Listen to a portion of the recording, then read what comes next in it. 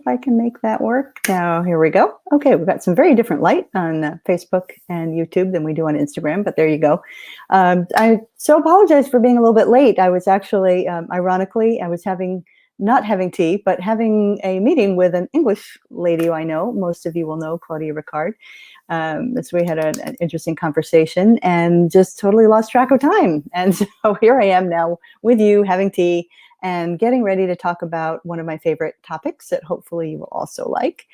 We are back to the authority series. So looking at how growing your authority can help you grow your business. And today's topic is longer form content. So if you're watching on any of these platforms, let me know that you're there if you want. Otherwise, I won't be able to see that you've joined. But what I guess the first thing we'll talk about is, what is it? Hi, Amy. Nice to see you, or nice to see your hand. So what is longer form content, and how is that different from shorter form content? So I will call short form content basically anything that's under about 1,000 to 1,200 words would be considered short form. And anything over that would be considered long form. So I actually made a list so that I would have some ideas for you.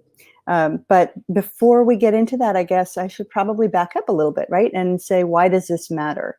The content that you put out, obviously is expressing what you know, how you can help. It helps people understand your personality and connect to the reasons that someone might want to work with you versus somebody else. So that's one. It's actually just on the straight up visibility and connection front. The second reason that some of the content is really helpful is the way that it makes it easy for other people to connect to you, creating what we call backlinks for your, and this is when it's particularly shared on your website, so that your page rank goes up and Google and other search engines think that you're credible and have authority. So there's a few different ways that authority takes shape there. It is not necessarily, a requirement, I guess, to put out a ton of it. Certainly the more that you put out, it's going to require more energy or more investment or what have you to come up with something that's long than something that's short. But it really can serve you well, but it has to be tailored to your goal. So we'll get into that in a second. So here's some ideas of what a short content might look like. Usually this is social posts.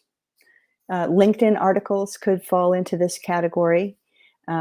Also short blog posts that you share on your website, or articles that you write or share on somebody else's website. A lot of the videos that are put out might be considered short form. Anything under 5 or 10 minutes probably would be kind of fall into the short form category. Also, if you ever share infographics, that's where you have basically you're expressing statistics or other kinds of data in a graphic way. Or if you are somebody who has a way that you can put checklists out, checklists to remind people of what they should do or what they might bring, or actions they could take, anything like that would be considered short form. And these can be really helpful, to people. Tip sheets, those are things that people can access from your website or download and then join your email list if they're valuable. If you're just thinking in general of information, most emails that go out would be considered short form. It's a way to, and like a news story, it's a way to get a single idea and communicate it in a long enough form that people understand what's going on. That's really the value of it. So once you have decided, I guess, how much information needs to be shared in this one point, that's really the determination of how long it ought to be. I mean, people ask all the time, how long should my blog post be?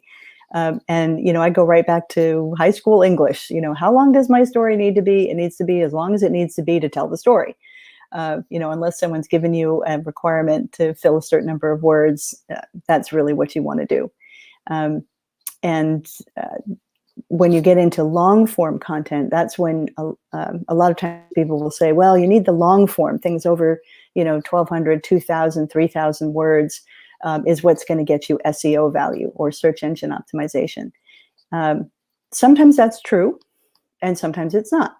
If you've ever looked for, a particular, whatever, you do a search for blue jeans, lots of things are going to come up top on search, and they are not necessarily ones that have a lot of words.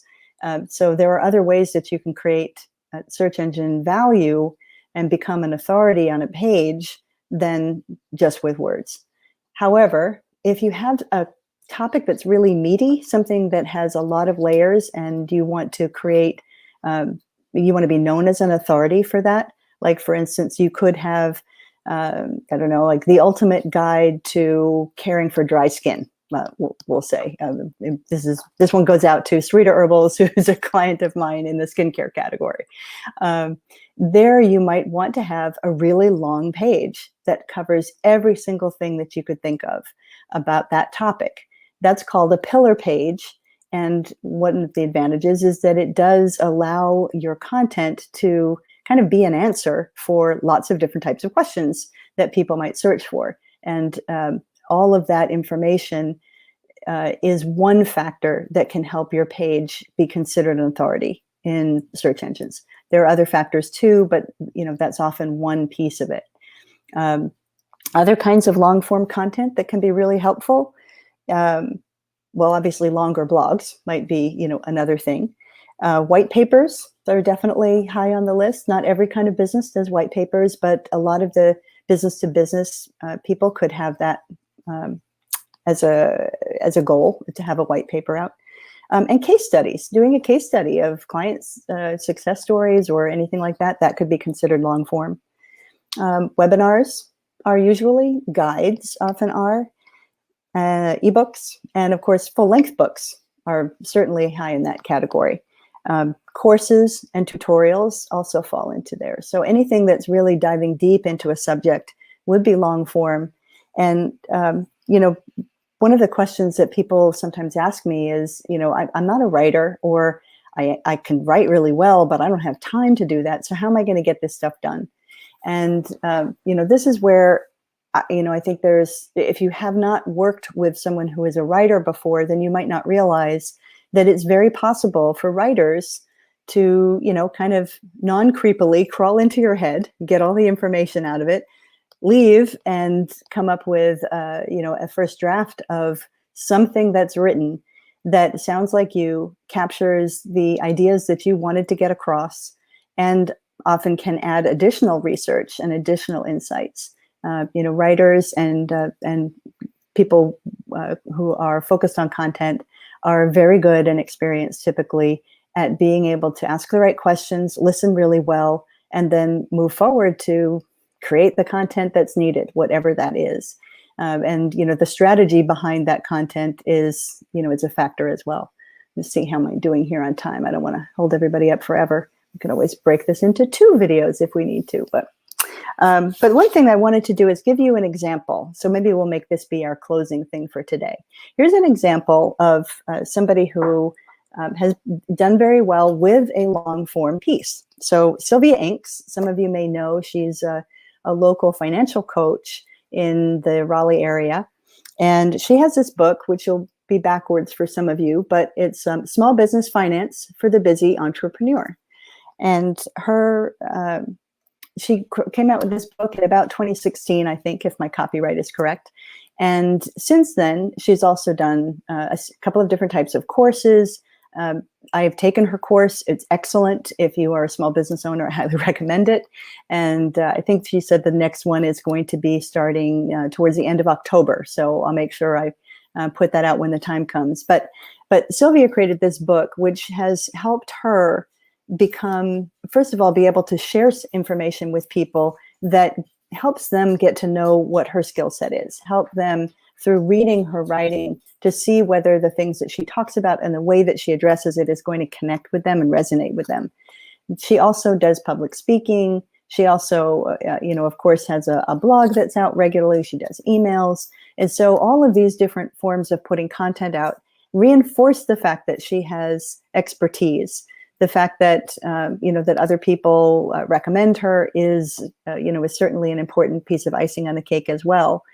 But I don't actually know whether she wrote this totally herself or if she had someone to help her, but either way, it's very possible to come up with something like this that that captures your expertise and puts a spin on it that really only you can share, just like you would if you were sitting across the table with a client.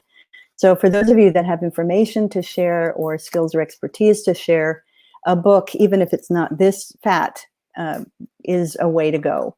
I created something for a videographer that I worked with, Christy Lowe, which was a free download that you could get. And that 16-page little guide helped to explain to people some of the tips that they needed to get video going. So, a lot of different ways to go when it comes to long form content. I will, like I said, put links to Sylvia's book and her website in there so you can, hopefully take a read of it if that's information that you need. And I'll also include a link to a writer who I know is excellent at doing the really long form, the full length book. She actually just finished up working with someone who is a client of mine. I guess I won't reveal it yet, just in case, but I highly recommend her, Sadie Harper, and I'll put her link in there too. If you need shorter form, long form, non-full book length, and the strategy to do it, that is something that we do here at Beacon Creative Lab. We love to help people be able to translate what's in their head, put it out into a way that attracts people to them. So if that's something we can help you with or help develop a strategy for, just let me know. Again, it is Wendy Harrington with Beacon Creative Lab. So glad that you're here. Thank you for bearing with me on being a little bit late. And if you have other questions or thoughts or comments, drop them in the chat and I will continue to be, or I guess it's not really a chat if I'm not here, but anyway, in the comments, and I will be sure to get back to you. So again, hope you have a great day, guys, and I will talk to you soon, I hope.